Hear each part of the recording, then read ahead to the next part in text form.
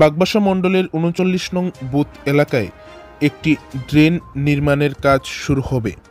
১৫ই মে বুধবার সকাল আনুমানিক ১১টা নাগাদ উক্ত এলাকাটি পরিদর্শনে যান এক্সিকিউটিভ ইঞ্জিনিয়ারদের সাথে নিয়ে বাগবাসা বিধানসভা কেন্দ্রের বিধায়ক যাদবলাল দেবনাথ।